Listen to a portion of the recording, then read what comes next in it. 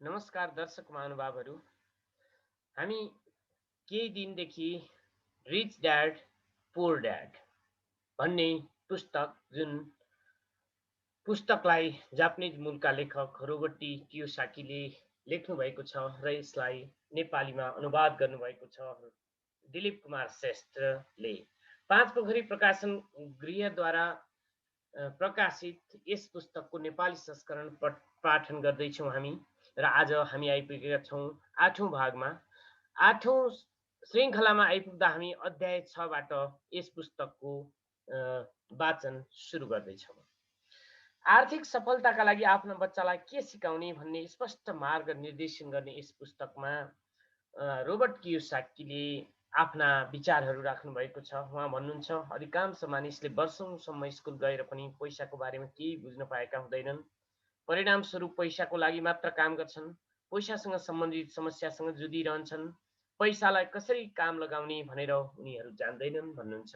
र त्यसैसँग सम्बन्धित र पैसालाई कसरी काम लगाएर आफू इकोनोमिक र टाइम फ्रिडम प्राप्त गर्ने भन्ने विषयमा लेखिएको यस पुस्तकको 6औं अध्याय सुरु गरौँ। पेज नम्बर 171 बाट। धनीहरू पैसा आविष्कार गर्छन्। हेरौँ, गए राति मैले केही पनि लेखिनँ। अलेक्जेन्डर ग्राम बेलको जीवनमा आधारित एउटा टिभी कार्यक्रम हेरेँ। बेलले टेलिफोनको प्रतिलिपि अधिकार दर्ता गराएका थिए। उनको नयाँ खोजको धेरै माग थियो। उनलाई एउटा ठुलो कम्पनीको आवश्यकता थियो, त्यसैले उनले त्यस बेलाको प्रसिद्ध कम्पनी वेस्टार्न युनियनमा गएर आग्रह गरे उनको कानुनी अधिकार र सानो कम्पनी युनियनले किनोस्। उनी पुरै प्याकेजको लागि $1,00,000 चाहन्थे। वेस्टर्न युनियनका अध्यक्षले यो प्रस्ताव सुन्ने बित्तिकै आँखीभौँ खुम्च्याउन थाले। उनको प्रस्तावको मूल्य धेरै भएकोले यसलाई अस्वीकार गरियो। बाँकी कुराको त इतिहास नै साक्षी छ। वेस्टर्न युनियनको आविष्कारसँगै खरबौँ डलरको उद्योग जन्मियो र AT&T नामक कम्पनी सगर्व उभियो। अलेक्जेन्डर ग्राम बेलको कथा समाप्त भइसकेपछि साँझको समाचार आइरहेको थियो। समाचारमा एउटा स्थानीय कम्पनीले कर्मचारी कटौती गरेको एउटा खबर आयो। कम्पनीको मालिकबाट ज्यादती भयो भन्दै कर्मचारी रिसाउँदै आन्दोलित थिए। फ्याक्ट्रीको अगाडि जागिरबाट निकालिएको एक 45 वर्षको म्यानेजर आफ्नै श्रीमती र 2 छोराछोरीका साथमा उभिएको थियो। सुरक्षा गार्डसँग भित्र जाने अनुमति मागिरहेको थियो। ऊ मालिकसँग जागिर पुनर्स्थापनाको लागि बिन्ती गर्न चाहन्थ्यो। उसले हालसालै एउटा घर किनेको थियो। उसलाई घर बेच्नु पर्ला भन्ने डर थियो। क्यामेराले उसको अनुनय विनयमाथि दृष्टि गाडिरहेको थियो भने विश्वले यसलाई हेरिरहेका थिए। यसले मेरो पनि ध्यान खिचिहाल्यो। मैले सन् 1984 देखि व्यावसायिक रूपमा पढाइरहेको छु। यो मेरो लागि धेरै राम्रो अनुभव र पुरस्कार भएको छ। यो एउटा विचलित पार्ने काम पनि हो, किनभने मैले हजारौं बच्चालाई पढाएको छु र सबैमा एउटा कुरा उस्तै पाएको छु जसमा म आफै पनि सामेल छु। हामीमा धेरै सम्भावना हुन्छन् र हामीलाई प्रकृतिले प्रशस्त उपहार दिएको छ। तर जे चिजले हामीलाई पछाडि धकेल्छ हो त्यो आफैमाथि शङ्का गर्नु, व्यवस्थापन सम्बन्धी जानकारीको कमीका कारण नभई आत्मविश्वासको कमीका कारण हामी पछि परेका हुन्छौँ। धेरै मानिसलाई यसले धेरै असर पारेको हुन्छ। एक दिन हामीले स्कुलको अध्ययन सिद्ध्याउँछन् अनि थाहा हुन्छ कलेजको डिग्री हुनु या राम्रो अङ्क हुनुको कुनै खास महत्त्व छैन। शैक्षिक डेराभन्दा बाहिर वास्तविक जीवनमा राम्रो अङ्कभन्दा धेरै महत्त्वपूर्ण चिजको आवश्यकता हुन्छ। यसलाई गट्स, बहादुरी, चलाखी, साहस, निरन्तरता, प्रतिभा, जोखिम लिने क्षमता इत्यादि नामले चिनिन्छ। यी तत्त्वलाई चाहे जुनसुकै नामले चिनियोस्, सबैले आफ्नो भविष्यमा स्कुलको नम्बरले भन्दा धेरै असर पार्छ। हामी सबैजना एउटा बहादुर, प्रतिभाशाली र जोखिम उठाउन सक्ने चरित्र हुन्छौँ। अनि अर्कोतिर चरित्रको अर्को भाग पनि हुन्छ जसले आवश्यकता परे घुँडा टेकेर भिख पनि माग्न सक्छ।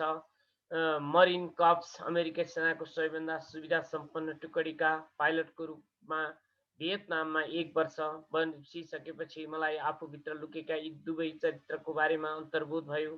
दुई मध्ये एउटालाई खराब भन्न सकिँदैन, तर एउटा अध्यापकको रूपमा मैले जे जाने भने मान्छेको प्रतिभाको सबैभन्दा ठुलो दुश्मन हुन् चाहिँदोभन्दा बढ्ता डर र आफ्नो क्षमताको बारेमा हुने शङ्का। धेरै विद्यार्थीले जाने पनि जवाफ दिन सक्ने हिम्मत नभएको देख्दा मलाई दुःख लाग्यो। वास्तविक जीवनमा स्मार्ट मानिस अगाडि बढ्न सक्दैनन्, बहादुर मानिस अगाडि बढ्छन्।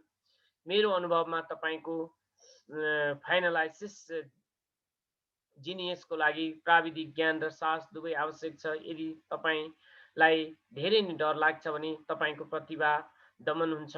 म कक्षामा विद्यार्थीलाई खतरा लिन सिकुन्, बहादुर बनुन् र आफ्नो प्रतिभाद्वारा आफूभित्रको डरलाई शक्ति र चातुर्यमा बदलुन् भन्ने भावनाले उनीहरूलाई धेरै प्रेरित गर्छु। केही मानिसका लागि यस सिद्धान्तले काम गर्छ भने धेरैलाई यो डरलाग्दो हुन्छ। धेरैजसो मानिस पैसाको बारेमा धेरै सुरक्षित खेल खेल्न मन पराउँछन्। जोखिम किन उठाउने? आफ्नो फाइनान्सियल आइक्यूलाई विकसित किन गरौँ भन्ने प्रश्नहरू पनि मैले सुनेको छु अनि म जवाफ दिन्छु ताकि तपाईँसँग धेरै विकल्प हुन्। हाम्रो अगाडि धेरै ठुला परिवर्तन उभिएका छन्। जसरी मैले यस अध्यायको सुरुमा युवा आविष्कारक अलेक्जेन्डर ग्राहम बेलको कथा सुनाएको थिएँ, आउँदा वर्षहरूमा उनी जस्तै कयौँ मानिस होलान्। बिल गेट्स जस्तै सही करोड मानिस होलान्। संसारभर हरेक वर्ष माइक्रोसफ्ट जस्ता धेरै जसो अत्याधिक सफल कम्पनी बन्लान् र टाट पल्टिने कम्पनी बन्द हुने, स्टाफ निकाल्ने जस्ता धेरै घटना पनि होलान्। त्यसो भए फाइनान्सियल आइक्यू विकसित गर्ने झन्झटमा तपाईँ किन पर्नुहुन्छ? यसको जवाफ तपाईँ बाहेक अरू कसैले दिन सक्दैन। मैले यस्तो किन गर्छु? म तपाईँलाई भन्न सक्छु, किनभने आजको युग सबैभन्दा रोमाञ्चकारी युग हो। म चाहन्छु म परिवर्तनदेखि डराउन छोडेर त्यसलाई स्वागत गर्न सकौँ। म चाहन्छु म लाखौँ करोडौँ कमाउने बारेमा रोमाञ्चित हौँ, न कि खालि आफ्नो तलब बढाउने बारेमा। आजको युग सर्वाधिक रोमाञ्चकारी समय हो जुन दुनियाँको इतिहासमा अभूतपूर्व छ। यो युगमा धेरै उथलपुथल र रोमाञ्च पनि थियो भनेर मानिसहरूले स्मरण गर्नेछन्। त्यसो भए आफ्नो फाइनान्सियल आइक्यूलाई विकसित गर्ने झन्झट किन उठाउने? किनभने यदि यसो गर्नुभयो भने तपाईँ धेरै धनी बन्नुहुनेछ। यदि तपाईँले त्यसो गर्नु भएन भने भविष्यमा आउने समय तपाईँको लागि भयावह हुनेछ। त्यो बेला तपाईँले बहादुरीका साथ अगाडि बढ्ने मानिसहरूलाई सफल हुँदै गरेको देख्नुहुनेछ भने पुरानै सिद्धान्तमा अल्झिरहने मानिसहरू असफल बन्दै गरेको देख्नुहुनेछ। 300 वर्ष पहिले जमिन नै सम्पत्ति थियो। यसकारण जोसँग जमिन थियो उसँग सम्पत्ति थियो। फेरि फ्याक्ट्रीहरू आए, उत्पादन सुरु भयो र अमेरिकाले आफ्नो वर्चस्व बनाइहाल्यो।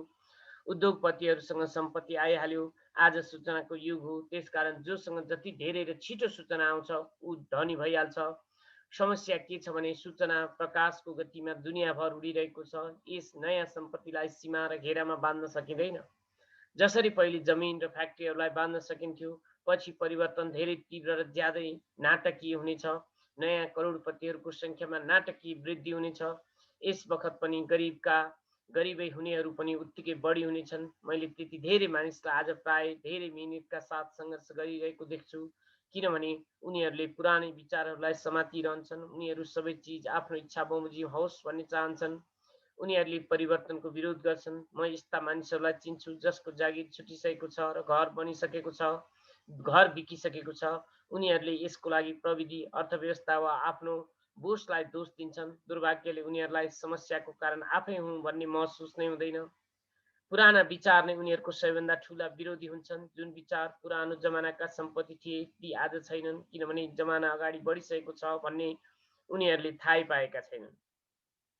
एक दिन दिउँसो म आफूले निर्माण गरेको बोर्ड गेम नगद प्रवाहबाट शिक्षा दिइरहेको थिएँ। मेरा एक साथीले कसैलाई आफ्नो साथमा लिएर आए ताकि उनले पनि सिक्न सकोस्। साथीसँगै आउने अर्को साथीको हालै सम्बन्ध विच्छेद भएको थियो। सम्बन्ध विच्छेदका कारण ऊ विक्षिप्त थियो। अब जिन्दगीका बारेमा सोचिरहेको थियो। सायद यस खेलबाट उसले केही सिक्न सक्नेछ भन्ने उसको मित्रलाई लाग्यो। पैसाले कसरी काम गर्छ भनेर मानिसहरूले सिक्न सकुन् भन्ने हेतुले त्यस खेललाई बनाएको थियो। खेल्ने बेलामा उनीहरू आम्दानी स्टेटमेन्ट र ब्यालेन्स सिटको आपसी सम्बन्धको बारेमा सिक्छन्। त्यसरी यी दुवैको बीच नगद प्रवाह हुन्छ र पैसाको बाटोमा आफ्नो सम्पत्तिवाला कोलमबाट निस्कने मानिस नगद प्रवाहलाई बढाउन सकिन्छ भन्ने उनीहरू सिक्छन्। किनभने यो आम्दानी तपाईँको मासिक खर्चभन्दा धेरै होस्। एकपल्ट यसलाई पाउनु वा हासिल गर्नुभयो भने तपाईँ मुसा दौडबाट बाहिर निस्कनुहुन्छ। तपाईँ तेज बाटोमा हिँडिहाल्नुहुन्छ। जस्तो मैले भने, केही मानिस यस खेललाई घृणा गर्छन्, केहीले यसलाई प्रेम गर्छन्, केहीले यसको मतलब नै बुझ्दैनन्। एक महिलाले केही सिक्ने बहुमूल्य अवसर गुमाइदिन्। प्रारम्भिक खण्डमा उनले एउटा डुडाइट कार्ड तानिन् जसमा एउटा ढुङ्गा बनेको थियो। पहिला त उनी खुसी भइन् र भनिन्, अरे मसँग त एउटा ढुङ्गा छ। अब उनको मित्रले सोध्यो, कसरी सङ्ख्याले उनको आम्दानी स्टेटमेन्ट र ब्यालेन्स सिटमा कम गर्छ अनि त उनी ना जवाफ भइहालिन्, किनभने उनलाई गणित कति पनि मन पर्दैन थियो। बाँकी बचेका खेलाडीले धैर्यतापूर्वक प्रतीक्षा गरे। जब उनको साथीले आम्दानी स्टेटमेन्ट, ब्यालेन्स सिट र मासिक नगद प्रवाहको बारेमा उनलाई सम्झाइरहे, तब अचानक उनले थाहा पाइन् सङ्ख्याले यसरी पनि काम गर्दो रहेछ। उनको ढुङ्गालाई उनले जिउँदै खाइरहेको छ भन्ने जानेर उनलाई झड्का लाग्यो। पछि उनी डाउन साइज भइहालिन् र उनलाई एउटा बच्चा पनि भयो। यो उनको लागि भयानक खेल साबित भयो। कक्षा सकिएपछि उनको साथी आयो र मसँग भन्यो, उनी धेरै विचलित थिइन्। उनी कक्षामा लगानीका बारेमा सिक्न आएकी थिइन्। उनलाई धेरै मूर्खतापूर्ण लाग्यो। उनका लागि यो बेकारको खेल जस्तै समय बर्बाद भयो। यस खेलले उनको कुनै भित्री भागलाई उजागर गरिरहेको छ कि निहालेर हेर भन्दै उनको मित्रले उनलाई सम्झाउने कोसिस गरे, तर उनले यो खेल मन नपरेको र आफ्नो पैसा फिर्ता चाहिएको बताइन्। उनले भनिन् यो खेलले कसैको भित्री भागलाई उजागर गर्छ भन्ने विचार मूर्खतापूर्ण छ। उनको पैसा तत्काल फिर्ता गरियो। उनी फर्केर गइहालिन्। सन् 1984 देखि मैले करोडौँ कमाइरहेको छु। मैले मात्र यस कारणले कमाइरहेको छु किनभने स्कुल सिस्टमले त्यो सिकाउँदैन जुन मैले सिकिसकेको छु। स्कुलमा धेरै जसो शिक्षकले भाषण दिन्छन्। आफ्नो विद्यार्थी जीवनमा मलाई भाषणदेखि घृणा थियो। भाषण सुन्न साथ म दिक्क भइहाल्थेँ र मेरो दिमाग यताउति घुम्न थाल्थ्यो। सन् 1984 देखि मैले ख्याल ख्यालमै शिक्षा दिन सुरु गरेँ। मैले यस खेललाई ज्ञान बढाउने बाटोमा कति उपयोगी हुन सक्छ र यसलाई सिक्न आवश्यक छ भन्ने सुझावसहित युवाहरूलाई सिक्ने उत्साहित गरेँ। सबैभन्दा महत्त्वपूर्ण कुरा, यस खेलले मान्छेको व्यवहारलाई पनि उदाङ्ग पार्छ। यो तत्कालीन एउटा फिडब्याक सिस्टम पनि हो। शिक्षकले लेक्चर दिँदा पनि खेल एउटा व्यक्तिगत लेक्चर बनिहाल्छ जुन तपाईँको लागि नै बनाइएको छ। ती महिलाको मित्रले पछि मलाई सबै कुरा बताउन फोन गर्यो। उनी अब शान्त छिन्। शान्त भइसकेपछि उनले खेल र आफ्नो जीवनको बिचमा केही आपसी सम्बन्ध पनि महसुस गरेकी छिन्। उनले भन्यो, हुन त उसको श्रीमानसँग ढुङ्गा थिएन, तर बाँकी सबै चिज थिए। आफ्नो सम्बन्ध विच्छेदपछि उनी धेरै चिन्तित भइन्।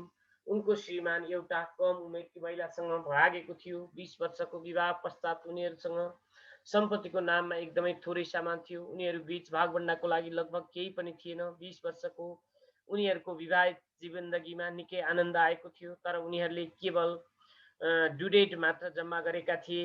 आम्दानी स्टेटमेन्ट र ब्यालेन्स सिट बुझ्न नसकिरहेका कारण अङ्कसँग उनी रिसाएकी थिइन्। उनको विचारमा दाम कामको हिसाब किताब राख्नु पुरुषको काम हो। उनले घर र उनको लोग्नेको पैसा सम्हाल्थे। लोग्नेले पैसा लुकाएको छ भने उनको दरिलो आशंका थियो। पैसा कहाँ गएको छ र उनको लोग्नेले अर्की आइमाईसँग सम्बन्ध गाँसिसकेको थाहा नपाएकोले उनी आफैसँग क्रोधित भइन्।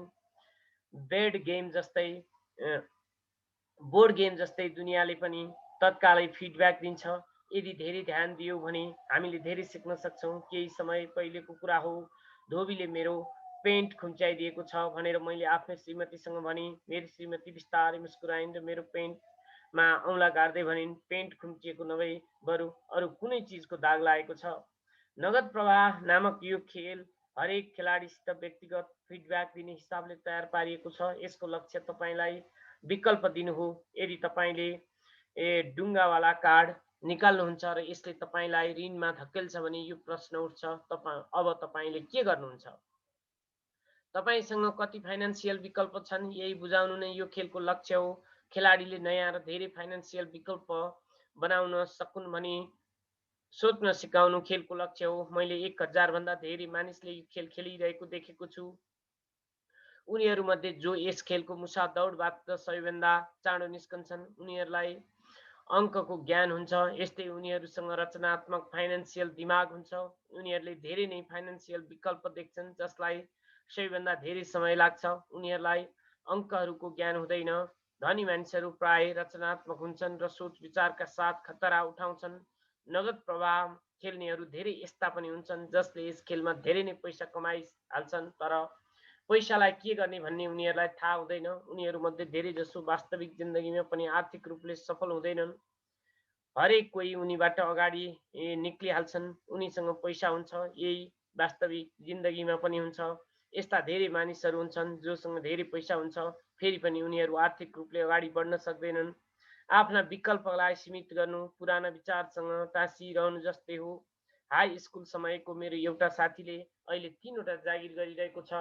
20 वर्ष पहिले ऊ मेरो सबै सहपाठीमध्ये सबैभन्दा धनी कहलिन्थ्यो। जब स्थानीय सुगर प्लान्टेसन बन्द भयो, उसको काम पनि बन्द भयो, किनभने ऊ त्यसै कम्पनीमा काम गर्थ्यो। उसको दिमागमा केवल एउटा पुरानो विकल्प दौडिरहेको थियो। यो पुरानो विकल्प थियो, कडा मिहिनेत गर। नयाँ खोजेको काममा पनि उसले पुरानो कम्पनीमा उसको वरिष्ठता सो सरह जागिर पाउन सकेन। यो नै समस्या थियो। परिणाम के भयो भने उसले अहिले गरिरहेको काम उसको योग्यताभन्दा मुनिको छ। यसकारण उसको तलब पनि कम छ। उसलाई बाँच्नको लागि जति पैसा चाहिएको छ त्यति कमाउनको लागि उसले 3वटा जागिर गरिरहनु परेको छ। मैले नगद प्रवाह खेल्ने मानिसहरूले सही अवसर प्रदान गर्ने कार्ड उनीहरूले पाउन सकिरहेका छैनन् भन्ने गुनासो गर्दै गरेको सुनेको छु। त्यसैले उनीहरू जहाँको त्यहीँ बसिरहेका हुन्छन्। म यस्ता मानिस देख्छु जसले वास्तविक जिन्दगीमा पनि यस्तै गर्छन्। उनीहरू ठप्प बसेर राम्रो अवसर पर्खिरहेका हुन्छन्। मैले मानिसहरूले राम्रो अवसरयुक्त कार्डको प्रतीक्षा गर्दै गरेको देखेको छु। फेरि पनि उनीहरूसँग पर्याप्त पैसा हुँदैन। उनीहरू त्यस्तो गुनासो गर्छन्। यदि उनीहरूसँग पर्याप्त पैसा हुँदो त मुसा दौडबाट बाहिर नसक्ने थिए। त्यसकारण उनीहरू त्यहीँ बसिरहन्छन्। मैले वास्तविक जिन्दगीमा पनि त्यस्ता मानिस देखेको छु जसले त्यसै गर्छन्। उनीहरूले महान अवसर देख्छन् तर उनीहरूसँग पैसा हुँदैन। अनि म अर्को के देख्छु भने मानिसहरू एउटा महान अवसरयुक्त कार्ड तान्छन्, त्यसलाई जोडसँग पढ्छन्, तर उनीहरूलाई यो महान अवसर हो भन्ने थाहा हुँदैन। उनीहरूसँग पैसा, उपयुक्त समय र कार्ड पनि हुन्छ, तर उनीहरू अवसर देख्न सक्दैनन्। मुसा दौडबाट बाँच्नको लागि अवसरहरू कसरी उनीहरूका फाइनेन्सियल योजना अनुरूप हुन्छन् भन्ने देख्नमा असफल हुन्छ। मेरो विचारमा अरू सबै किसिमका मानिसभन्दा यस किसिमका मानिसहरूको जिन्दगीमा एकपल्ट मिल्ने सुनौलो अवसर उपस्थित भए पनि उनीहरूले त्यसलाई देख्न सक्दैनन्। जब बाँकी सबैजना धनी भइसक्छन् अनि 1 वर्षपछि मात्र उनीहरूलाई यस कुराको ज्ञान हुन्छ। धेरै विकल्प हुनु नै फाइनेन्सियल बुद्धिको अर्थ हो। यदि तपाईँ सामु अवसर आइरहेको छैन भने आफ्नो आर्थिक स्थिति सुधार्न के गर्न सक्नुहुन्छ? यदि तपाईँको काखमा कुनै अवसर आइरहेको छ र तपाईँसँग पैसा छैन, ब्याङ्कले तपाईँलाई उधारो पनि दिँदैन भने तपाईँले त्यस अवसरको लाभ कसरी लिनुहुन्छ? यदि तपाईँको अनुमान गलत छ र जुन चिजको आशा गर्नुहुन्छ त्यो भएन भने तपाईँ कसरी एउटा कागतीलाई लाखौँमा बदल्न सक्नुहुन्छ? यही नै फाइनेन्सियल बुद्धि हो। यस्तो रहस्यको बारेमा हामीले सरकार नराख्दा के हुन्छ होला? बरु तपाईँ एउटा कागतीलाई लाखौँमा बदल्नको लागि कति अलग अलग प्रकारका कागती समाधान खोज्न सक्नुहुन्छ। यसको तात्पर्य तपाईँ आफ्नो पैसाको समस्या समाधान गर्नमा कति रचनात्मक हुनुहुन्छ। धेरैजसो मानिसले केवल कडा परिश्रम गर, बचत गर र उधारो लिऊ भन्ने एउटै समाधान जानेका हुन्छन्। त्यसो हुँदा तपाईँले आफ्नो फाइनेन्सियल बुद्धि बढाउन किन आवश्यक छ? किनभने तपाईँ आफ्नो भाग्य आफै बनाउन चाहनुहुन्छ। तपाईँ जे हुन्छ हुन दिनुहोस् हुन्छ र त्यसलाई सुन्दर वा राम्रोमा बदल्ने हैसियत राख्नुहुन्छ। भाग्य पनि हामी आफैले बनाउँछौँ भनेर कमभन्दा कम मानिसले मात्र बुझेका हुन्छन्। यदि तपाईँ धेरै भाग्यमानी र धेरै पैसावाल बन्न चाहनुहुन्छ भने कडा मिहिनेतभन्दा फाइनेन्सियल बुद्धि महत्त्वपूर्ण हुन्छ। तपाईँ यदि सही अवसर एक दिन आइहाल्छ भनेर प्रतीक्षा मात्र गर्ने मानिस हुनुहुन्छ भने सायद तपाईँले धेरै लामो समयसम्म प्रतीक्षा गर्नुपर्ने हुन्छ। जब हामी सानै थियौँ, धनी बुवाले माइक र मलाई लगातार भन्नुहुन्थ्यो, पैसा वास्तविक होइन। धनी बुवाले पटक पटक सम्झाइरहनुहुन्थ्यो। जुन बेला हामी प्लास्टर अफ पेरिसका सिक्का बनाइरहेका थियौँ त्यतिखेर हामी पैसाको रहस्यको नजिक पुगेका थियौँ, किनभने हामीले पैसा बनाइरहेका थियौँ। गरिब र मध्यम वर्गका पैसाको लागि काम गर्छन्। उहाँको भनाइ थियो, धनीहरूले पैसा बनाउँछन्। तपाईँले धनलाई जति महत्त्वपूर्ण सम्झनुहुनेछ त्यति नै तपाईँले धेरै मिहिनेतका साथ काम गर्नुहुनेछ। यदि तपाईँले पैसा केही पनि होइन भन्ने विचार मनमा ल्याउनुहुन्छ भने त्यसलाई हटाउनुहोस्। यसबाट तपाईँ धेरै छिटो धनी बन्न सक्नुहुन्छ। यदि पैसा वास्तविक चिज होइन भने यो के हो? माइक र मैले बारम्बार उहाँलाई यस्तो प्रश्न गरिरहन्थ्यौँ। पैसा यो हो भनेर हामी जसरी सहमत हुन्थ्यौँ उहाँले पनि त्यति नै उत्तर दिनुहुन्थ्यो। हामीसँग एउटा एकलौटी जुन सबैभन्दा शक्तिशाली पुँजी छ त्यो हो हाम्रो दिमाग। यदि यसलाई राम्रोसँग प्रशिक्षित गर्ने हो भने यसले 1 मिनेटमा धेरै सम्पत्ति बनाउन सक्छ। यति सम्पत्ति जुन 300 वर्ष पहिलेका राजा रानीले सपनामा पनि देखेका थिएनन् होला। एउटा अप्रशिक्षित व्यक्ति धेरै गरिब पनि बन्न सक्छ। सूचनाको यस युगमा पैसा मिनेटभरमा बन्छ। केही मानिस त जिरोबाट सुरु गरेर अविश्वसनीय ढङ्गबाट धनी बन्छन् र यसको लागि उनीहरू केवल केही विचार अनुबन्धको सहारा लिन्छन्। तपाईँलाई यो कुरा शेयर बजारमा प्रशिक्षण गर्नेहरूले सजिलै बताउन सक्छन्। शेयर बजारमा लगानी या प्रशिक्षण गर्नेहरूबाट प्राय यस्तो भइरहन्छ, केही क्षणमा करोड बनाउन सकिन्छ। ट्रेडिङ पिटमा हातको एउटा सङ्केतले टोरन्टोको ग्राहकको आदेशमा लिस्बनको ट्रेडरको बत्ती बल्छ र सेयर क्षणभरमै टोरन्टो पुगिहाल्छ। 1 मिनेटमा सेयर बिक्रीको आदेश दिइन्छ, जुन एकैछिनमा बिकिहाल्छ। यस सम्पूर्ण मामिलामा धनको लेनदेन भएको हुँदैन, केवल अनुबन्धहरू भएको हुन्छ। त्यसो भए आफ्नो फाइनेन्सियल प्रतिभा किन विकसित गर्ने? यसको उत्तर तपाईँले मात्र दिन सक्नुहुन्छ। मैले यसलाई किन विकसित गर्दैछु भनेर म तपाईँलाई बताउन सक्छु। मैले यसलाई विकसित यसकारण गर्छु किनभने म चाँडै नै धन कमाउन चाहन्छु। यसको आवश्यकताले नभई यसो गर्ने इच्छाले धन कमाउन चाहन्छु। यो सिक्ने रमाइलो प्रक्रिया हो। म आफ्नो फाइनेन्सियल आइक्यू यसकारण विकसित गर्न चाहन्छु किनभने म दुनियाँको सबैभन्दा छिटो र ठुलो खेलमा भाग लिन चाहन्छु। आफ्नो छोटो तरिकाले म मानवको महत्त्वपूर्ण विकासमा भाग लिन चाहन्छु, त्यस्तो युगमा जहाँ मानिसहरू विशुद्ध रूपले केवल आफ्नो दिमागले काम गर्छन्, शरीरले होइन। यस्तै यहाँ धेरै रोमाञ्चकता छ, पैसा छ, डर छ, आनन्द छ। त्यसैले म आफ्नो फाइनेन्सियल बुद्धिमा लगानी गर्छु, आफ्नो सबैभन्दा शक्तिशाली सम्पत्ति विकसित गर्छु, बहादुरीका साथ अगाडि बढ्ने मानिसहरूको साथमा रहन्छु। म पछाडि बस्ने मानिसहरूको साथमा हुन चाहन्न। म पैसा बनाउनको लागि एउटा सजिलो उदाहरण दिन चाहन्छु। सन् 1990 को दशकको प्रारम्भमा फिनिक्सको अर्थव्यवस्था निकै खराब थियो। म गुड मर्निङ अमेरिका टिभी कार्यक्रम हेरिरहेको थिएँ। एउटा फाइनेन्सियल प्लानर आयो र उसले निराशावादी भविष्यवाणी गर्न सुरु गर्यो। उसको सल्लाह थियो, पैसा बचाऊ, हरेक महिना $100 बचायो भने 40 वर्षमा तपाईँ पनि करोडपति बन्न सक्नुहुन्छ। जे होस्, हरेक महिनामा निश्चित रकम बचाउनु पनि एउटा राम्रो विचार हो। यो एउटा विकल्प हो। यो एउटा यस्तो विकल्प जसलाई धेरैले मान्छन्। समस्या के छ भने यसो गर्नाले मान्छेले आफ्नो वरिपरि के हुँदैछ भन्ने थाहा पाउँदैनन्। उनीहरूले आफ्नो पैसामा धेरै महत्त्वपूर्ण बुद्धिका ठूला मौकाको फाइदा उठाउन सक्दैनन्। संसार उनीहरूको नजिकबाट अघि बढ्छ।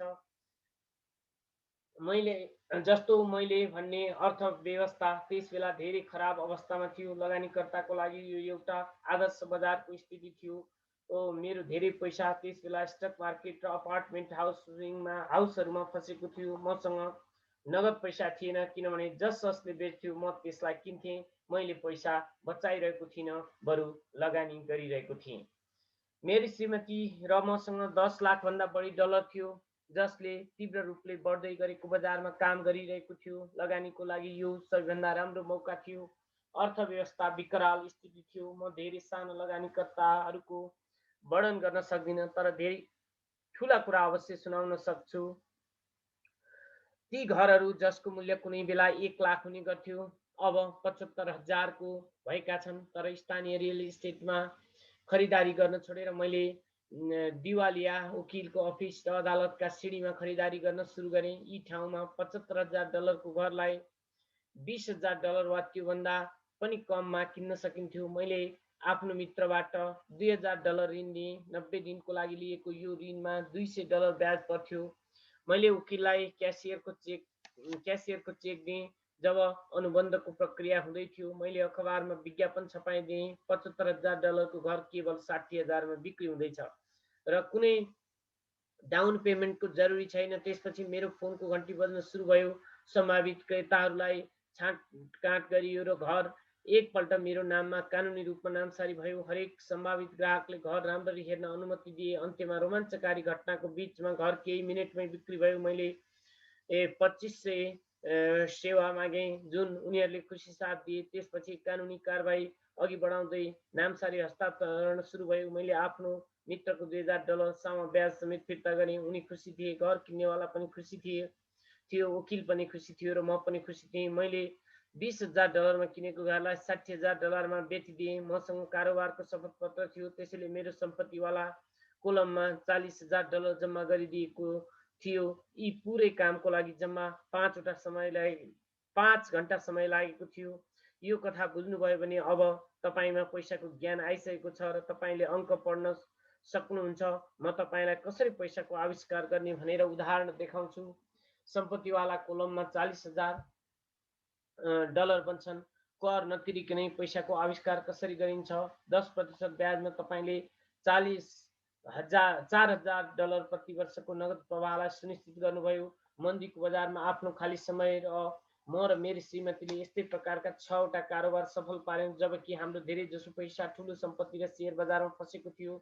हामीले किनेर बेच्ने कारोबारलाई आफ्नो सम्पत्तिवाला कोलममा 1,90,000 भन्दा धेरै 10% ब्याजमा शपथ पत्र बनाउन सफल भएका थियौँ। यसरी हरेक वर्षको अनुमानित आय 1,90,000 भएको थियो र यसको धेरै जति भाग हाम्रो प्राइभेट कर्पोरेसनबाट सुरक्षित थियो। यो 1,90,000 वार्षिक आम्दानीको ठुलो भाग हाम्रो कम्पनीको कार, पेट्रोल, ट्रिप्स, बिमा, ग्राहकसँग डिनर इत्यादि चिजहरूमा खर्च हुन सक्थ्यो। सरकारले त्यस आम्दानीमाथि कर लगाउने मौका पाउन्जेलसम्म त्यो कानुनी रूपले खर्च भइसकेको हुने थियो। तपाईँलाई $40,000 बचाउनका लागि कति समय लाग्ला र 50% करको दरले कति पैसा तिर्नु पर्ला?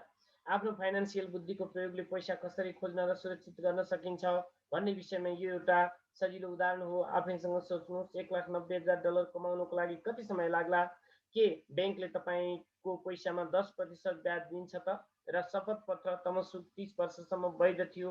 मलाई लाग्छ उनीहरूले मलाई कहिल्यै $1,90,000 दिने छैनन्। मैले कर बुझाउनु पर्नेछ। यदि उनीहरूले मलाई मूलधन दिन्छन् र यसबाहेक 30 वर्षमा $1,90,000 दिनाले कुल आम्दानी $5,00,000 भन्दा धेरै हुन्छ। मसँग मानिसहरूले सोध्छन्, यदि कसैले पनि पैसा तिरेन भने के होला?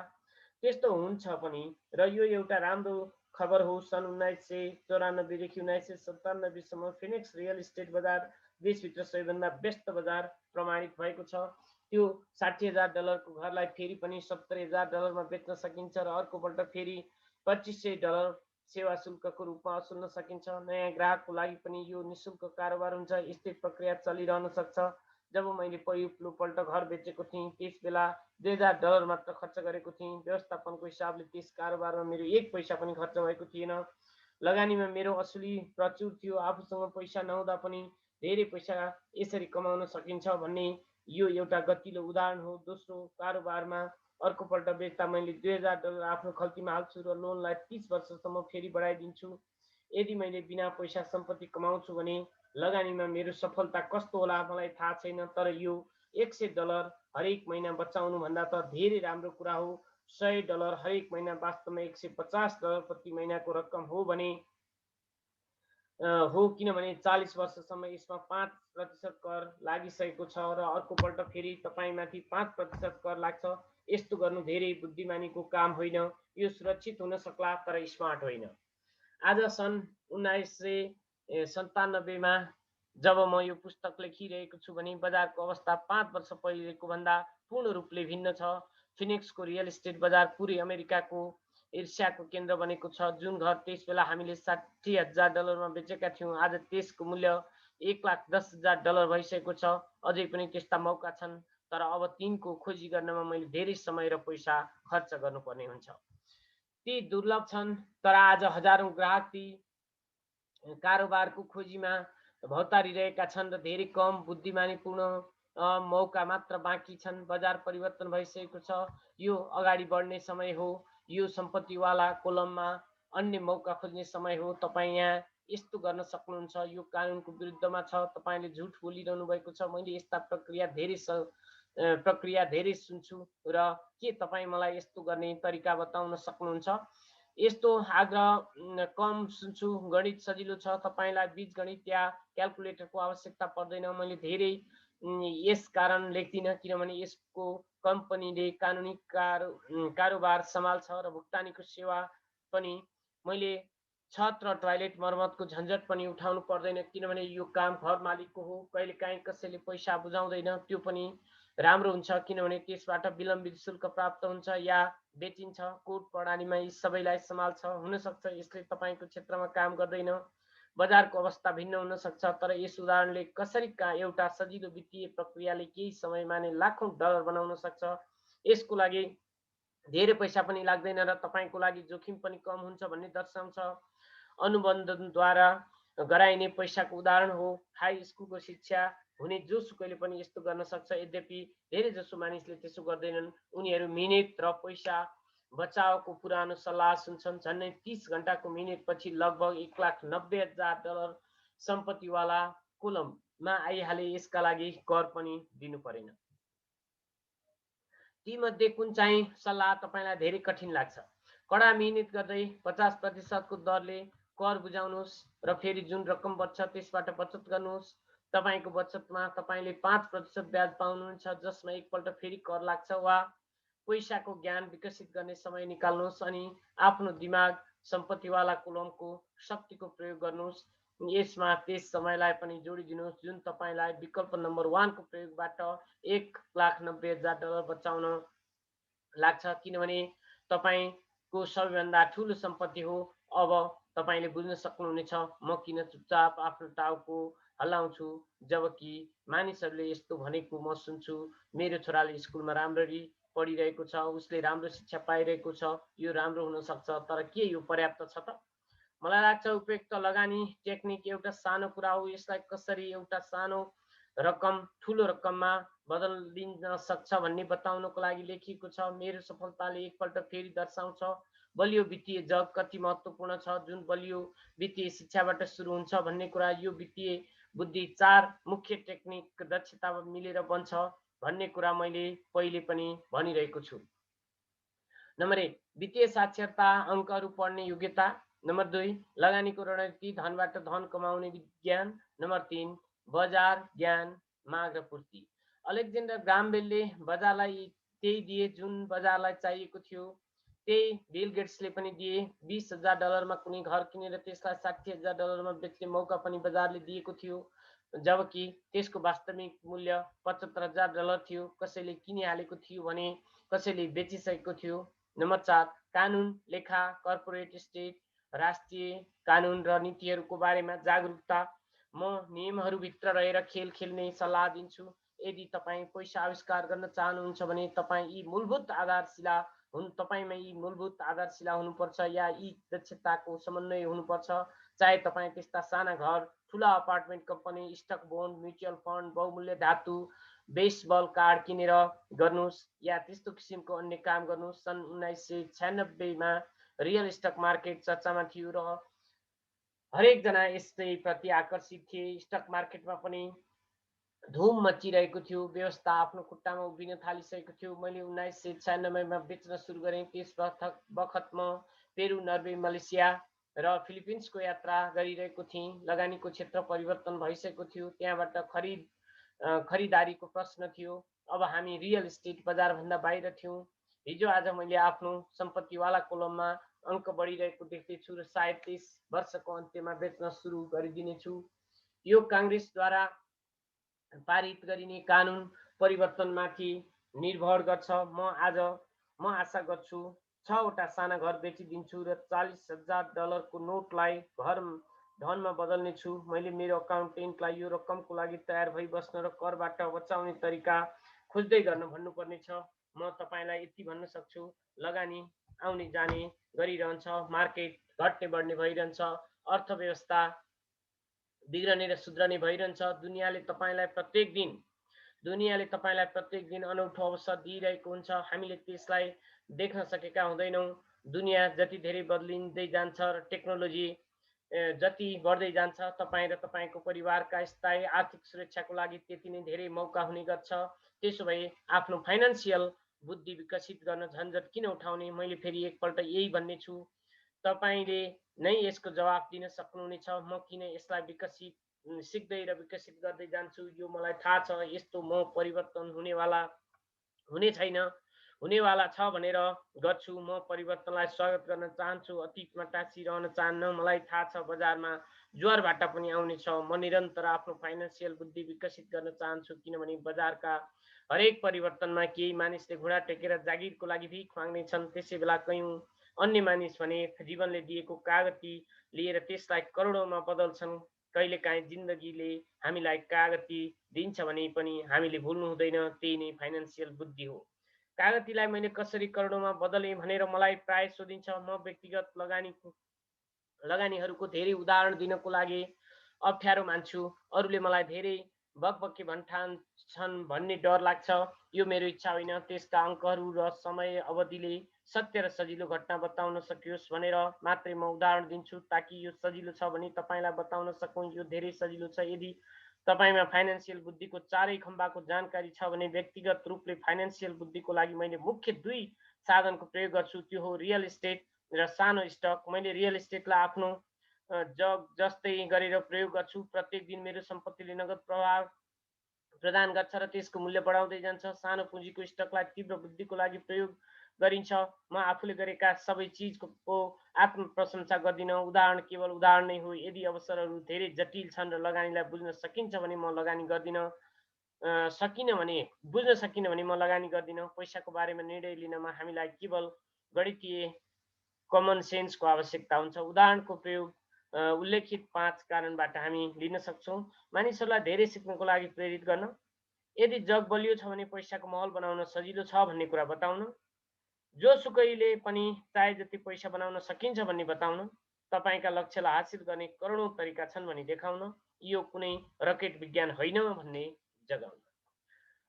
हस् त दर्शक महानुभावहरू, यति भन्दै 193 पृष्ठसम्मको वाचनलाई हामीले आज यहीँको श्रृङ्खलामा यहीँ अन्त्य गरिरहेका छौँ र यसको बाँकी श्रृङ्खला बाँकी पठन अर्को श्रृङ्खलामा लिएर म आउने नै छु। आजलाई यति भन्दै बिदा हुन चाहन्छु। हस् त, धन्यवाद।